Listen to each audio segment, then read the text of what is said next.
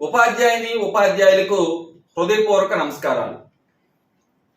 మన ఆంధ్రప్రదేశ్ ప్రభుత్వము రాష్ట్ర విద్యాశాఖ సమగ్ర శిక్ష ఆధ్వర్యంలో అత్యంత ప్రతిష్టాత్మకంగా నిర్వహిస్తున్న కార్యక్రమము లెర్నింగ్ ఇంప్రూవ్మెంట్ ప్రోగ్రాం, అభ్యసనాభివృద్ధి కార్యక్రమం. ఈ కార్యక్రమం గురించి గత వీడియోలో టీచింగ్ పీరియడ్ 1 స్టెప్స్ మరియు టీచింగ్ పీరియడ్ 2 స్టెప్స్ ను తెలుసుకోవడం జరిగింది. ఈ వీడియోలో ప్రాక్టీస్ పీరియడ్ గురించి తెలుసుకుందాం. లెర్నింగ్ ఇంప్రూవ్మెంట్ ప్రోగ్రామ్ ఈ కార్యక్రమంలో ఉపయోగిస్తున్న అతి ముఖ్యమైన వ్యూహము ప్రాక్టీస్ పీరియడ్. ప్రతి టీచింగ్ పీరియడ్ తర్వాత ఒక ప్రాక్టీస్ పీరియడ్ ని నిర్వహించడము ఈ కార్యక్రమంలో ఉపయోగిస్తున్న అతి ముఖ్యమైన వ్యూహముగా చెప్పవచ్చు. ఈవెన్ టీచింగ్ పీరియడ్ 1 తర్వాత కూడా, అంటే టీచింగ్ పీరియడ్ 1 నే మనము ప్రీ రిక్విజైట్ పీరియడ్ లేదా ఇంట్రోడక్టరీ పీరియడ్ గా పిలవడం జరుగుతుంది. ఈ టీచింగ్ పీరియడ్ 1 తర్వాత కూడా ఒక ప్రాక్టీస్ పీరియడ్ ను తప్పనిసరిగా నిర్వహించాలి. అంటే టీచింగ్ పీరియడ్ 1 లో ఏవైతే ప్రీ రిక్విజైట్స్ బోధించడం జరిగిందో ఆ ప్రీ రిక్విజైట్స్ ను ప్రాక్టీస్ పీరియడ్ 1 లో ప్రాక్టీస్ చేయించాలి. అదేవిధంగా ప్రతి టీచింగ్ పీరియడ్ 2 తర్వాత కూడా ఖచ్చితంగా ఒక ప్రాక్టీస్ పీరియడ్ ను నిర్వహించాలి. ఈ ప్రాక్టీస్ పీరియడ్ నిర్వహణలో అతి ముఖ్య పాత్రను పోషించేవి heterogeneous groups, peer to peer learning. అదేవిధంగా ఈ ప్రాక్టీస్ పీరియడ్ లో ఎక్కువ సమయము అనేది లో అచీవర్స్ కు లేదా ఫోకస్డ్ గ్రూప్ చిల్డ్రన్ కు కేటాయించడం జరుగుతుంది. అంత మాత్రాన హై అచీవర్స్ ని విడిచిపెట్టకూడదు. లో అచీవర్స్ ని మీద కాన్సన్ట్రేషన్ చేస్తూ లో అచీవర్స్ కు లేదా ఫోకస్ గ్రూప్ చిల్డ్రన్ కి ఈ హై అచీవర్స్ తోడ్పడేటట్లు చేస్తూ హై అచీవర్స్ కు కూడా అదనపు కృత్యాలను ఇవ్వాలి. అటువంటప్పుడు ప్రాక్టీస్ పీరియడ్ అనేది చాలా ఫలవంతంగా మనం నిర్వహించినట్లు అవుతుంది. అయితే ఇక్కడ ఒక విషయం మనం గుర్తుంచుకోవాలి. ప్రాక్టీస్ పీరియడ్ లో వచ్చిన వివిధ కృత్యాలు కావచ్చు, టీచింగ్ పీరియడ్ 1 లో గానీ టీచింగ్ పీరియడ్ 2 లో గానీ వచ్చే వివిధ కృత్యాలను రాయడానికి ఎల్ఐపి కంటూ సపరేట్ గా నోట్ పుస్తకం పెట్టవలసిన అవసరం లేదు. ఏదైతే రెగ్యులర్ నోట్ పుస్తకం ఉంటుందో దానిలోనే టీచింగ్ పీరియడ్ 1 కి సంబంధించిన కృత్యాలు రాస్తారు. అదే విధంగా టీచింగ్ పీరియడ్ 2 ఏవైతే కంటెంట్ పీరియడ్స్ అన్నింటికి సంబంధించిన కృత్యాలను వరుసగా రాసుకుంటారు. అదే విధంగా ప్రతి టీచింగ్ పీరియడ్ తర్వాత వచ్చిన ప్రాక్టీస్ పీరియడ్ లో ఉండే కృత్యాలను కూడా అదే నోట్ పుస్తకంలో రాస్తారు. దాని తర్వాత అదే నోట్ పుస్తకంలో ఎక్సర్సైజెస్ సంబంధించిన వివిధ ప్రశ్నలకు సంబంధించిన సమాధానాలను కూడా అదే నోట్ పుస్తకంలో రాస్తారు. కావున ఎల్ఐపి కంటూ సపరేట్ గా నోట్ పుస్తకము పెట్టవలసిన అవసరం లేదు.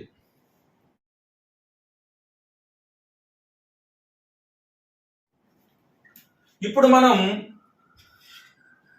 ప్రాక్టీస్ పీరియడ్ లో ఉన్న లేదా ప్రాక్టీస్ పీరియడ్ ను నిర్వహిస్తున్నప్పుడు అనుసరించవలసిన స్టెప్స్ గురించి తెలుసుకుందాం. ప్రాక్టీస్ పీరియడ్ లోని స్టెప్స్.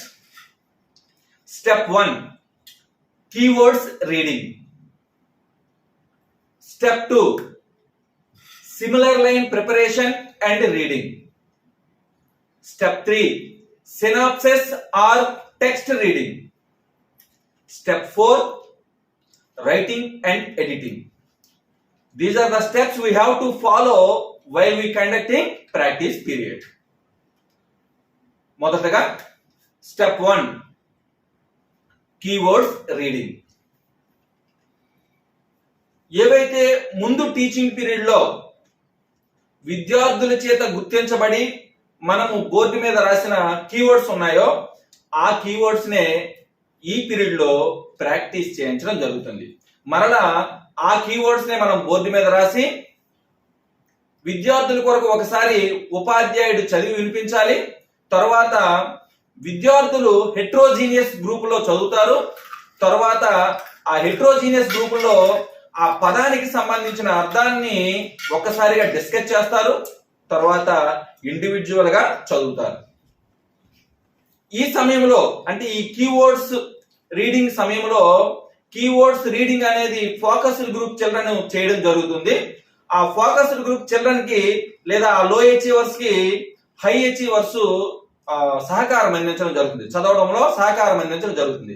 అదే సమయంలో ఏంటంటే హై అచీవర్స్ ఆ కీవర్డ్స్ కి సంబంధించిన డెఫినేషన్స్ ని కానీ మీనింగ్స్ ని కానీ సొంతగా రాయమని మనం ఏం చేయాలంటే సూచించాలి. అంటే అట్ ద సేమ్ టైం లో అచీవర్స్ హై అచీవర్స్ ఇద్దరు కూడా ఏంటంటే యాక్టివిటీలో నిమగ్నమై ఉండేటట్లు చేయవలసిన బాధ్యత మనకి ఉంది.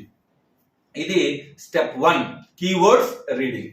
అంటే కీవర్డ్స్ రీడింగ్ లో ఒకవైపు లో అచీవర్స్ కీవర్డ్స్ ని చదువుతారు, రెండో వైపు హై అచీవర్స్ ఆ కీవర్డ్స్ కి సంబంధించిన డెఫినేషన్స్ ని కానీ కీవర్డ్స్ కి సంబంధించిన మీనింగ్స్ ని కానీ ఆ సొంత వివరణను హై అచీవర్స్ రాసుకోవడం జరుగుతుంది, రాయాలని సూచించవలసిన అవసరం అనేది ఉంది. ఇక step 2 similar lines preparation and reading. ఈ సిమిలర్ లైన్ ప్రిపరేషన్ కి సంబంధించి ఒక సబ్స్టిట్యూషన్ టేబుల్ ను కానీ లేదా సబ్స్టిట్యూషన్ టేబుల్ కు అవకాశం లేనప్పుడు ఏదైనా ఒక అర్థవంతమైన వాక్యాన్ని కానీ తీసుకొని మనము మొదటగా ఉదాహరణకు ఒక సిమిలర్ లైన్ ని ప్రిపేర్ చేసి దానిని ఆధారంగా చేసుకుని మరి 2-3 సిమిలర్ లైన్స్ ని ప్రిపేర్ చేసేటట్లు లో అచీవర్స్ ని లేదా ఫోకస్డ్ గ్రూప్ చిల్డ్రన్ ని ప్రోత్సహిస్తూ ఆ సిమిలర్ లైన్ ప్రిపరేషన్ తో పాటు ఆ సిమిలర్ లైన్స్ ను చదవడంలో హై అచీవర్స్ లో అచీవర్స్ కి సహకరించేటట్లు మనము సూచనలు చేయాలి. ఇదే సమయంలో హై అచీవర్స్ ఏం చేయాలి అంటే మరిన్ని సిమిలర్ లైన్స్ ఏదైతే ఆల్రెడీ బోధించిన పాఠం ఉందో ఆ పాఠంలో మరిన్ని సిమిలర్ లైన్స్ ని ఐడెంటిఫై చేసి వాటిని రాసే విధంగా వాళ్ళని ప్రోత్సహించాలి. అంటే ఇక్కడ కూడా మనం లో అచీవర్స్ ని హై అచీవర్స్ ని బ్యాలెన్స్ చేస్తూ లో అచీవర్స్ కి హై అచీవర్స్ తోడ్పడుతూ సహకారం అందిస్తూ ఖచ్చితంగా ఏంటంటే హై అచీవర్స్ కూడా మరింత సమాచారము నేర్చుకునేటట్లు సూచనలు చేయాలి. ఇవే సిమిలర్ లైన్స్ ని లో అచీవర్స్ తమ నోట్ పుస్తకంలో రాసుకుంటారు. అంతకంటే ఎక్కువగా వాళ్ళు ఐడెంటిఫై చేసిన సిమిలర్ లైన్స్ ని హై అచీవర్స్ కూడా తమ నోట్ పుస్తకంలో రాసుకోవాలి. అదేవిధంగా వాటిని వ్యక్తిగతంగా కూడా చదివేటట్లు మనం ప్రోత్సహించాలి. ఇక స్టెప్ 3 అదే మనము సినాప్సిస్ ఆర్ టెక్స్ట్ రీడింగ్. యాక్చువల్ గా మనము ఈ సినాప్సిస్ కి సంబంధించి ముందు టీచింగ్ పీరియడ్ లో చివరి సోపానంలో ఏవైతే సినాప్సిస్ జనరేషన్ త్రూ అసెస్మెంట్ అంటే అసెస్మెంట్ ద్వారా మనం సినాప్సిస్ ని ఆల్రెడీ జనరేట్ చేసాం. అదే సినాప్సిస్ ని మనము యాజ్ ఇట్ ఈజ్ గా ఇక్కడ మనం బోర్డు మీద రాసి ఆ సినాప్సిస్ ని గ్రూపులలో చదివేటట్లు చేసి హెట్రోజీనియస్ గ్రూపులలో చదివేటట్లు చేసి దానిలో భాగంగా లో అచీవర్స్ కి హై అచీవర్స్ సహాయపడేటట్లు చేయాలి. అదే విధంగా అదే సినాప్సిస్ ని ఇండివిజువల్ గా చదివేటట్లు మనము సూచన చేయాలి. ఈ సమయంలో హై అచీవర్స్ ఏం చేయాలి అంటే ఏదైనా అంటే ఎక్సర్సైజ్ ప్రశ్నలకు సంబంధించిన సమాధానాన్ని సొంతగా రాసేటట్లు ప్రోత్సహించాలి. సో కనుక ఏ స్టెప్ లో కూడా ఏంటంటే లో అచీవర్స్ తో పాటు హై అచీవర్స్ ని కూడా ఏంటంటే బ్యాలెన్స్ చేసే విధంగా మనము తగు కృత్యాలను నిర్వహించాలి. ఇక నెక్స్ట్ ఈ సమయంలో మనము స్టెప్ 4 గురించి మాట్లాడుకుంటే దాన్ని మనము రైటింగ్ అండ్ ఎడిటింగ్ అంటాం. ఈ రైటింగ్ అండ్ ఎడిటింగ్ లో మనం సీన్ డిక్టేషన్ గాని అన్సీన్ డిక్టేషన్ గాని ఇది వరకు నిర్వహించిన ప్రాక్టీస్ చేసిన కీవర్డ్స్ మీద కావచ్చు, సిమిలర్ లైన్స్ మీద కావచ్చు, లేదా సినాప్సిస్ మీద కావచ్చు. అంటే ఈ ప్రాక్టీస్ పీరియడ్ లో మొదటి 3 సోపానాల్లో మనం కీవర్డ్స్ ప్రాక్టీస్ చేయించాం, అదే విధంగా సిమిలర్ లైన్స్ ప్రాక్టీస్ చేయించాం, సినాప్సిస్ ప్రాక్టీస్ చేయించాం. ఇలా ఈ 3 సోపానాల్లో ప్రాక్టీస్ చేసిన ఏవైనా అంశాల మీద విద్యార్థులను తమ సొంతగా రాయమని చెప్పొచ్చు. ముఖ్యంగా హై అచీవర్స్ ని తమ సొంతగా రాయమని చెప్పొచ్చు. లేదా కొన్ని కీవర్డ్స్ ను లో అచీవర్స్ కి మనం డిక్టేషన్ రూపంలో ఇచ్చి మనము వాటిని ముందు హై అచీవర్స్ యొక్క రైటింగ్స్ ని మనం కరెక్ట్ చేస్తాము. ఇంటర్న్ ఈ హై అచీవర్స్ ఏమో ప్రధానంగా ఆ గ్రూప్ లో ఉన్న లో అచీవర్స్ యొక్క రైటింగ్స్ ని కరెక్ట్ చేసే విధంగా మనము సూచనలు చేయాలి. ఈ విధంగా మనం ఏంటంటే ప్రతి టీచింగ్ పీరియడ్ తర్వాత ప్రాక్టీస్ పీరియడ్ ను అత్యంత సూచనలు చేస్తూ విద్యార్థులకు తగు సూచనలు చేస్తూ హై అచీవర్స్ ని లో అచీవర్స్ ని కూడా బ్యాలెన్స్ చేస్తూ యాక్టివిటీస్ ని మనం నిర్వహించినట్లయితే, ప్రాక్టీస్ యాక్టివిటీస్ ని నిర్వహించినట్లయితే చాలా ఫలవంతంగా మనం అనుకున్న LIP యొక్క లక్ష్యాలను మనం సాధించవచ్చు.